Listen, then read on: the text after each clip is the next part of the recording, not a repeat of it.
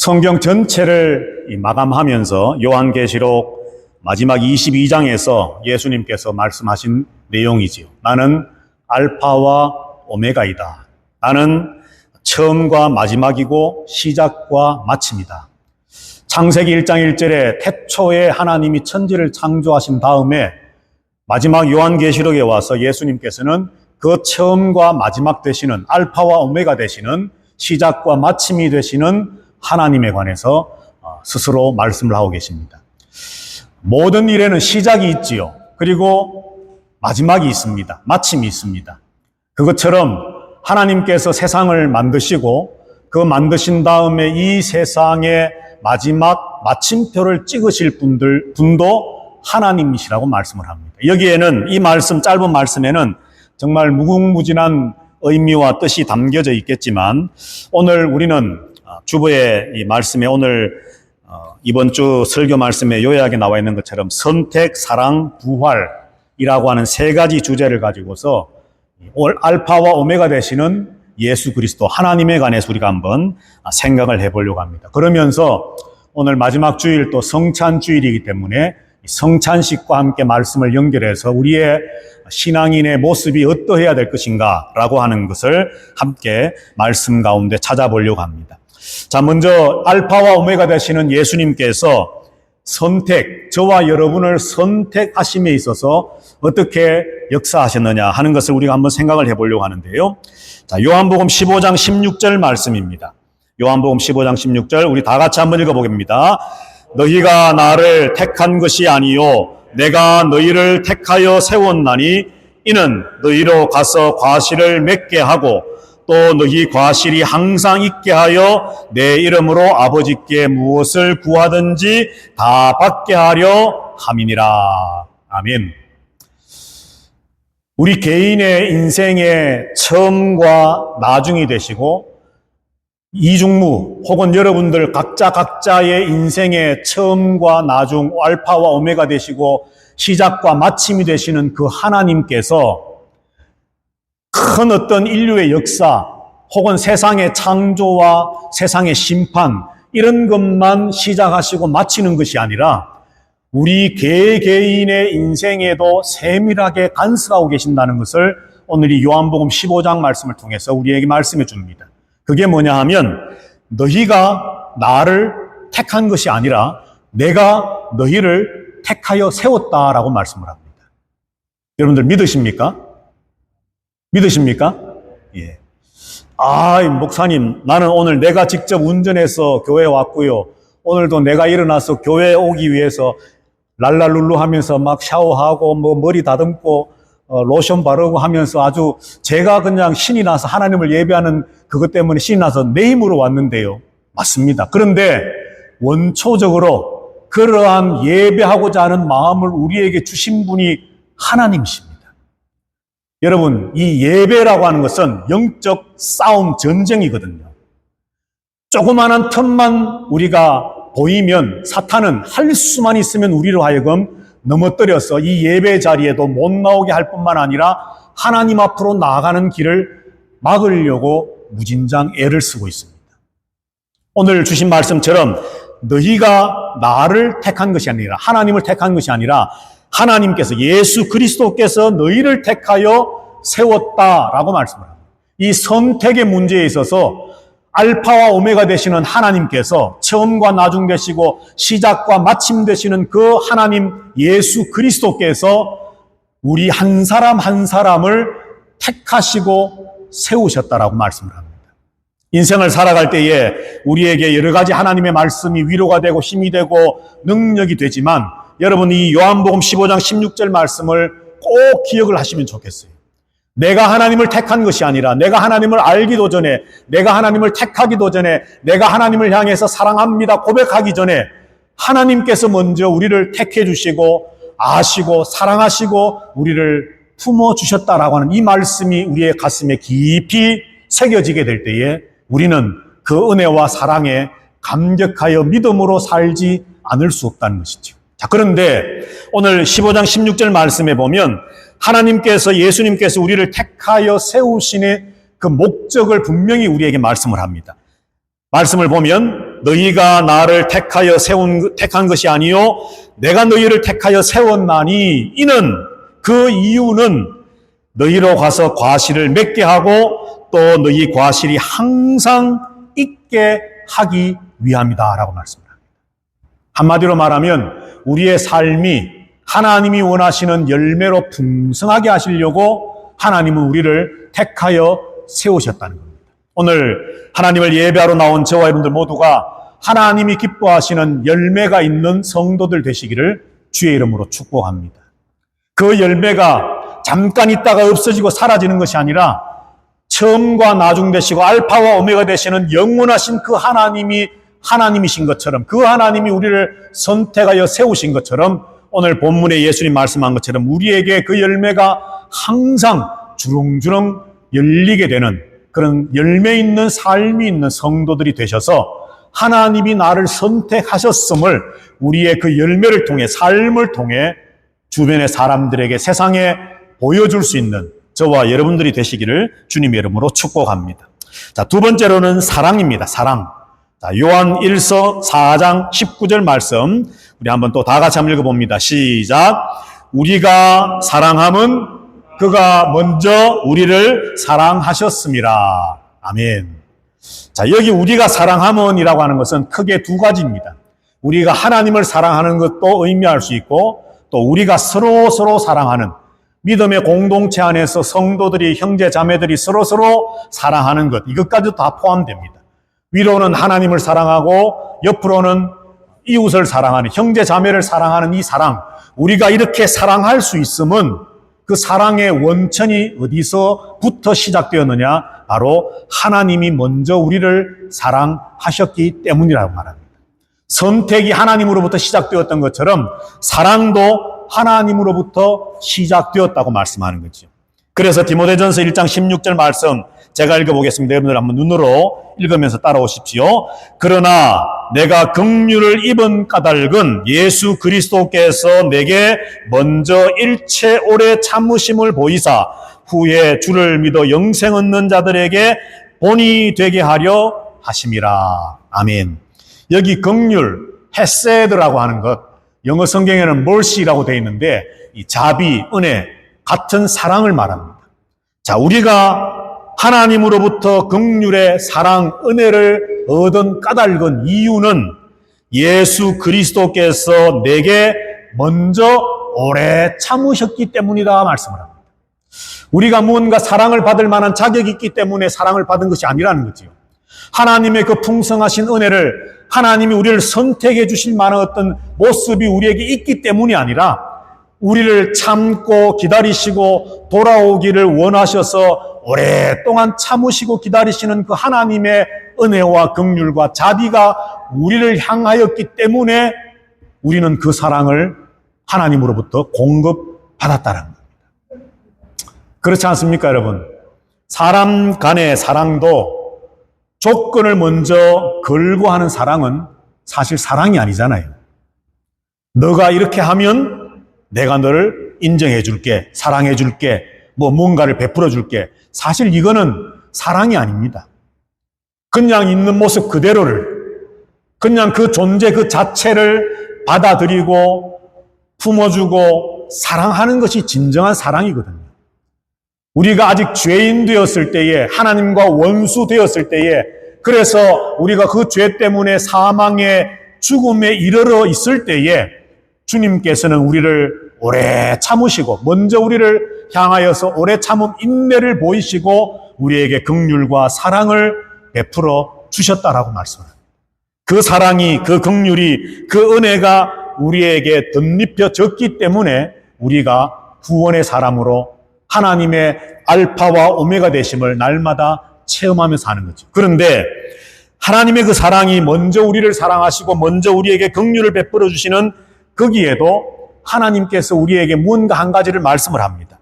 자, 조금 전에 읽었던 디모데전서 1장 16절 말씀에 보면 그러나 내가 긍휼을 입은 까닭은, 하나님께서 뭔가 조건이 맞추어졌기 때문에 사랑과 긍휼을 주신 것은 아니지만 사랑과 긍휼을 우리에게 주시면서 우리에게 요구하시고 기대하시는 것이 있습니다. 그게 뭐냐 하면 그 뒤편의 말씀을 보면 후에 그 사랑과 그 긍휼을 받은 후에 주님을 믿어 영생 얻는 사람들에게 본이 되게 하시기 위함이라는 겁니다.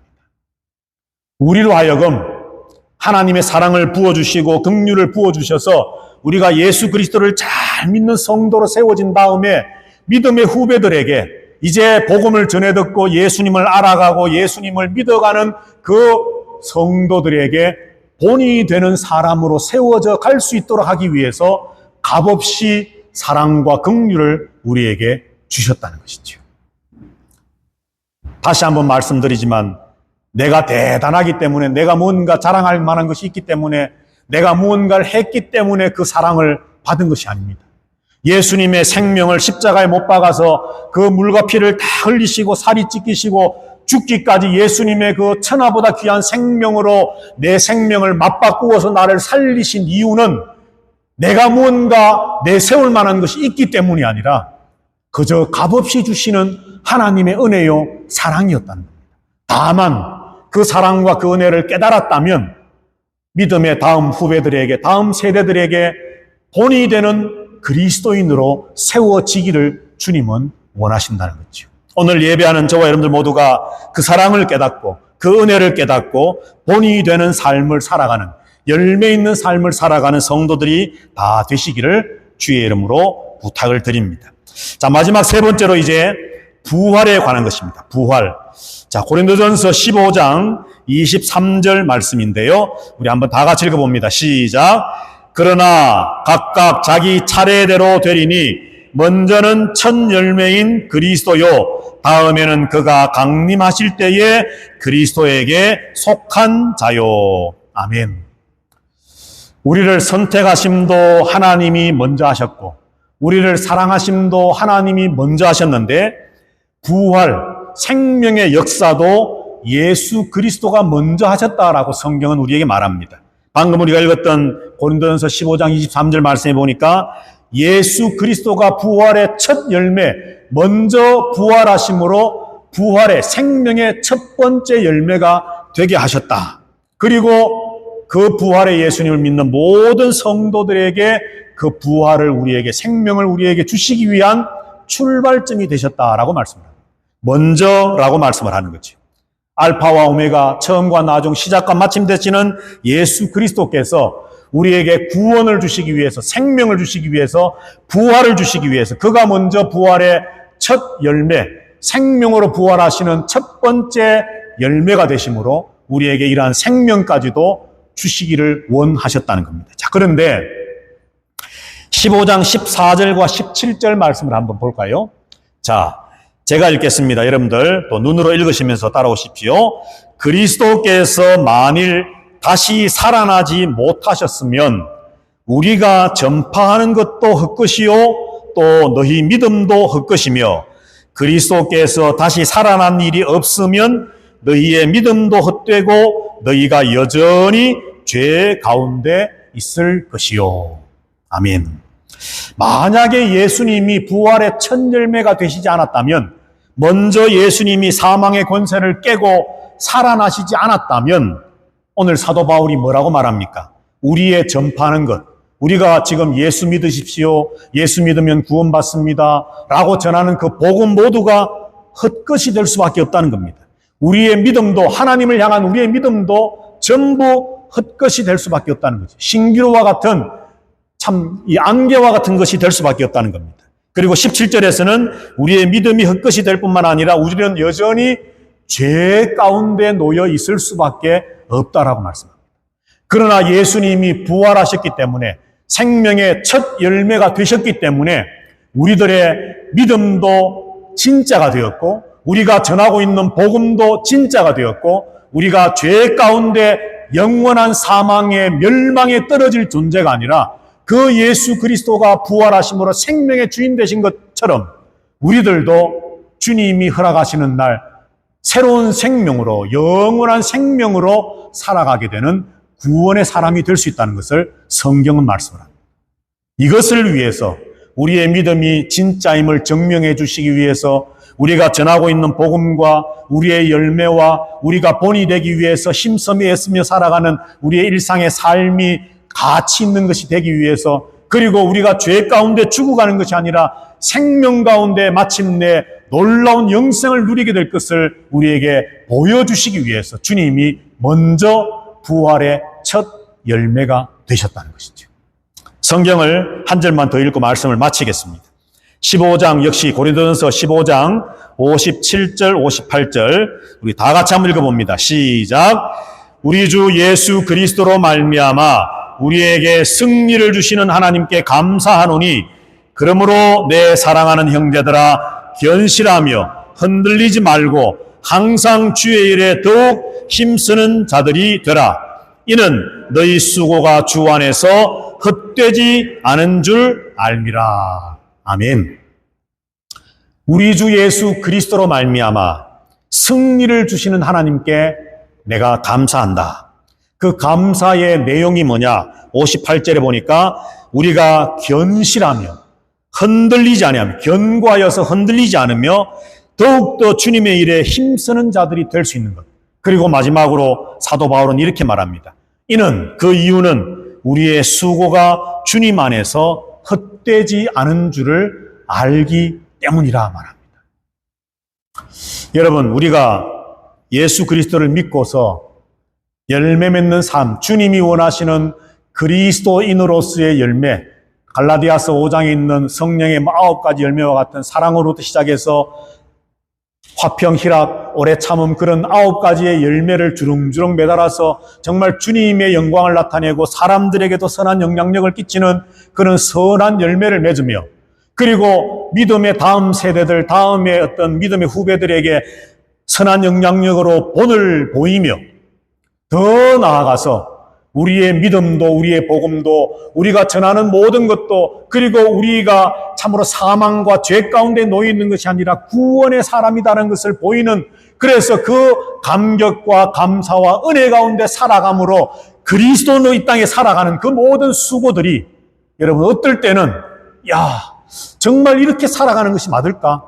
이 믿음이 진짜 믿음이 맞나? 내가 믿음으로 살아가는 이것이 정말 과연 구원일까? 심지어는 한 걸음 더 나아가서 철학적이고 사색이 깊은 성도들은 이런 생각까지 하더라고요.